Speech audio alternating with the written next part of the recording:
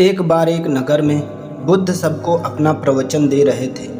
वह मोह और बंधन के बारे में बात कर रहे थे कि मानव के दुख का सबसे बड़ा कारण मोह है।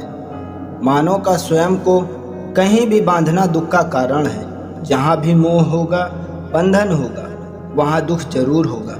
अतः स्वयं को इन सब से बाहर निकालें। अपना उपदेश देकर बुद्ध वापस चले गए।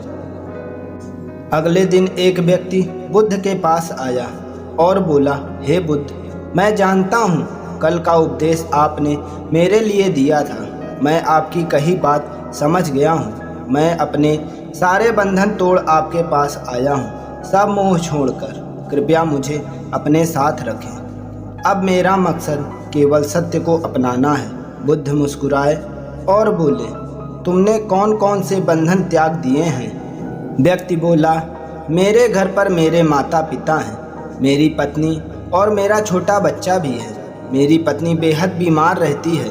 मेरे जीवन में बहुत दुख था जब तक मैंने आपका उपदेश नहीं सुना था, लेकिन अब मैं समझ गया हूँ। मेरी पत्नी, बच्चे और मेरे माता पिता के साथ बंधन से ही मुझे दुख है। मैं जब अपनी पत्नी को बीमार में कराहते सुनता हूँ तो मुझे बहुत दुख होता है। मुझे कभी कभी लगता था कि काश ये मर जाए तो इसका दुख कम हो जाए। कभी कभी मुझे मेरा जीना भी व्यर्थ लगता था, लेकिन अब मैं समझ गया हूँ कि इन सब से जुड़े रहने के कारण ही मैं दुखी हूँ। इसलिए मैं सबको छोड़ आया हूँ। अब मेरे जीवन का मकसद है सत्य को जानना। बुद्ध ने कहा, क्या तुम पक्का सबको छोड़ना चाहते हो? व्यक्ति ने कहा, हाँ। बुद्ध ने फिर कहा, क्या तुम कुछ पीछे भूल तो नहीं रहे? कोई भी पुराना रिश्ता? व्यक्ति ने कहा, मैं कुछ नहीं भूल रहा। मैं सब पीछे छोड़ आया हूँ। मैंने अपने परिवार का त्याग कर दिया तो कर दिया। अब पीछे मुड़कर उन्हें कभी नहीं देखूंगा। बुद्ध मुस्कुराए और बोले, ठीक है, आज की रात तुम विश्राम करो। कल सुबह मुझसे आकर मिलना। व्यक्ति पूरी रात आश्रम के चीज़ों को देख सोचने लगा कि मैंने आज तक अपना समय सिर्फ बर्बाद ही किया है। अब वह ऐसे महान कार्य का हिस्सा होने जा रहा है जिसे खुद बुद्ध संचालन करते हैं। बुद्ध की कृपा से उसे जीवन का सही मकसद मिल गया है। अगले दिन सुबह सुबह ही व्यक्ति बुद्ध के पास गया और बोला, बताइए क्या आदेश है मेरे लिए? बुद्ध ने कहा, तुम्हें पूर्व की ओर जाना है। वहाँ गांव में तुम्हें एक साधिका मिलेगी। वह एक ज्ञानी स्त्री है। वह तुम्हें जो भी दे तुम्हें लेकर आना है। व्यक्ति निकल गया। रास्ते में बहुत तेज धूप थी। उसे बेहद भूख लगी थी। दूर तक का सफ़र था। वह काफ़ी थक गया था। वह व्यक्ति रास्ते भर सोचते हुए गया कि अगर वह घर पर होता तो वह धूप में घूमने की जगह आराम कर रहा होता और भोजन कर रहा होता। सोचते सोचते वह साधिका के गांव पहुंच गया। वहां पहुंच उसने साधिका को देखा। वह बेहद खूबसूरत थी। वह उसे देखता ही रह गया। साधिका ने व्यक्ति को देखकर कहा, आप अंदर आ जाओ। मुझे मालूम है आपको बुद्ध ने भेजा है। आपको भूख लगी होगी। मैं आपको भोजन परोस देती हूँ। उसने व्यक्ति को भोजन दिया। वह व्यक्ति एकदम हैरान हो गया। यह वही भोजन था जिसके बारे में वह रास्ते भर सोच रहा था। भोजन करते समय व्यक्ति की नज़र साधिका के पैरों पर गई। वह बेहद सुंदर थे और कोमल थे। साधिका ने कहा, बुद्ध के चरण अत्यंत सुंदर हैं। उनके चरणों में जिसे स्थान मिल जाए उसे तब किसी और के चरणों की जरूरत नहीं पड़ती। वह आदमी यह सुन अपनी नजरें नीची कर लेता है। भोजन करने के बाद व्यक्ति ने सोचा, भोजन तो हो गया, थोड़ा आराम करने को भी मिल जाए तो अच्छा होता, लेकिन अब तो यहाँ से ऐसे ही जाना होगा। साधिका ने कहा, आपने भोजन तो कर लिया, थोड़ा देर विश्राम कर लीजिए। मैं आपको पंखा कर देती हूँ। वह व्यक्ति सोचने लगा, ये कैसे संभव है? जो मैं सोच रहा हूँ वह चीज़ें हो रही हैं। ये कोई संजोग ही होगा। वह व्यक्ति चादर बिछाकर आराम करने लगा। साधिका उसे वहीं बैठकर पंखा करने लगी। वह व्यक्ति चुप चुप कर साधिका को बार बार देखता। वह कभी उसके चेहरे को देखता तो कभी उसके चरणों को। वह उसके शरीर की सभी आकृतियों को देखता।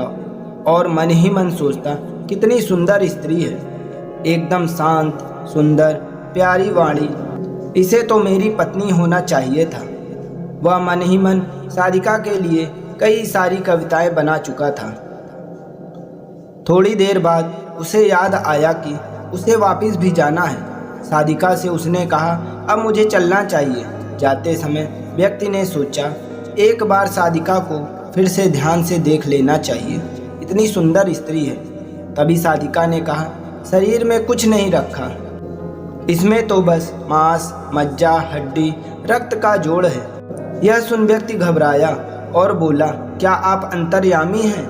मन की आवाज़ को सुन लेती हैं? वह बोली, नहीं, मैं कोई अंतर्यामी नहीं हूँ। बुद्ध जी की कृपा और साधनाओं से मैं जीवन को जानती हूँ और मन के भावों को पढ़ सकती हूँ। इसलिए मैं तुमसे कहती हूँ, शरीर में कुछ नहीं रखा, वे नश्वर है और नष्ट हो जाएगा। वह व्यक्ति बेहद लज्जित हुआ और सोचा, जिस स्त्री ने मेरे मन की भावनाओं को जानते हुए मेरा इतना सम्मान किया और मैं उसके साथ क्या कर रहा हूँ, मैं एक बहुत बड़ा पापी हूँ। वह व्यक्ति सारिका से नज़र न मिला सका और वहाँ से बुद्ध के पास वापस आया और बुद्ध से सब बात कह दिया और कहा, बुद्ध, मुझसे गलती हो गई। बुद्ध ने कहा, मैं पहले से ही तुम्हारे मन के भाव को जानता था। अब तुम बताओ, क्या तुम बंधन मुक्त हो गए हो? व्यक्ति ने कहा, मैंने तो आपके कहे के अनुसार अपने सारे मोह बंधन त्याग दिया। मेरे मोह मेरा परिवार से था, जिन्हें मैं छोड़ आया हूँ। बुद्ध ने कहा, बाहरी बंधन और मोह को त्यागने से हम बंधन मुक्त नहीं हो जाते। बंधन और मोह हमारे भीतर ही है, ना कि बाहर। इसलिए तुमने परिवार के बंधन को तो छोड़ दिया, लेकिन एक और बंधन बांधने चले थे, जिसके कारण आज तुम खुद को पापी समझ रहे हो। व्यक्ति बोला, बुद्ध, आप सही कह रहे हैं, मैं बस अपनी पत्नी से पीछा छुड़वाना चाहता था। एक वक्त से हम कभी साथ नहीं आए, वह बस बीमार रहती थी और मैं कुछ ज़्यादा कमाता भी नहीं हूँ, जिस वजह से मैं अपने परिवार की जिम्मेदारी से भाग रहा था। उनसे पीछा छुड़ाना चाहता था और जब मैंने आपको उपदेश देते सुना तो मुझे लगा परिवार ही सबसे बड़ी बाधा है, उन्हें छोड़ने से सत्य की प्राप्ति होगी। लेकिन मैं गलत था। मैं समझ गया हूँ कि सत्य की प्राप्ति में सबसे बड़ी बाधा परिवार नहीं, मैं खुद हूँ। बुद्ध ने कहा, मैं जो भी कहता हूँ वहाँ लोग अपने स्वार्थानुसार ही सुनते हैं। जहाँ उनका स्वार्थ नहीं, वहाँ वह उन बातों को नकार देते हैं। मोह, कामना, इच्छा, वासना, क्रोध, इन सब चीज़ों को लोग बाहर की तरफ ही ढूंढते रहते हैं।